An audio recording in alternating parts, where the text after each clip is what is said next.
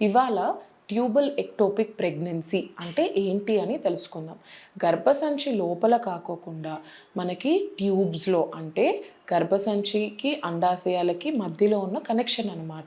So ట్యూబ్స్లో ఒకవేళ pregnancy నిలిస్తే ఏమవుతుంది అని దాని గురించి మాట్లాడుకుందాం. మనకి ఎప్పుడైనా సరే గర్భసంచి లోపల ప్రెగ్నెన్సీ ఉంటే దానికి పెరిగే స్పేస్ ఉంటుంది కాబట్టి మంచిగా గ్రో అవుతుంది బేబీ. అదే ట్యూబ్లో కనుక ప్రెగ్నెన్సీ వస్తే అది దానికి పెరిగే దానికి పెరిగే స్పేస్ ఉండదు. కాబట్టి అది నార్మల్గా ఒక సైజ్ దాటగానే అది అక్కడే పగలడం జరుగుతుంది.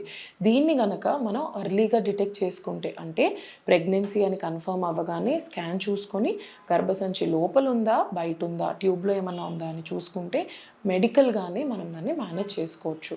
కానీ అది ఆల్రెడీ పగిలిన తర్వాత మన దగ్గరికి డాక్టర్ దగ్గరికి వెళ్తే కనుక ఖచ్చితంగా అది సర్జరీ తప్ప మనకి ఇంకొక ఆప్షన్ ఉండదు. ఎందుకంటే అది పగిలినప్పుడు రక్త కణాలు ఏవైతే ఉంటాయో అవి కూడా చిటులుతాయి కాబట్టి అక్కడి నుంచి బ్లడ్ లీక్ అవుతూ ఉంటుంది. సో కడుపులో మొత్తం బ్లడ్ పేరుకుపోవడం వల్ల మనకి ఆపరేషన్ చేసి ఒక్కొక్కసారి ట్యూబ్ కూడా తీయాల్సిన అవసరం రావచ్చు. ఇలా ఎక్టోపిక్ అనేది ట్యూబ్లో అవ్వచ్చు, ఓవరీలో కూడా ఉండొచ్చు. సో ఖచ్చితంగా ప్రెగ్నెన్సీ కన్ఫర్మ్ అవ్వగానే స్కాన్ అనేది తప్పకుండా చేయించుకొని అది ఎక్కడుంది పొజిషన్ అని చూసుకుంటే దాన్ని బట్టి మనం సర్జరీ అనే దాన్ని అవాయిడ్ చేసుకోవచ్చు.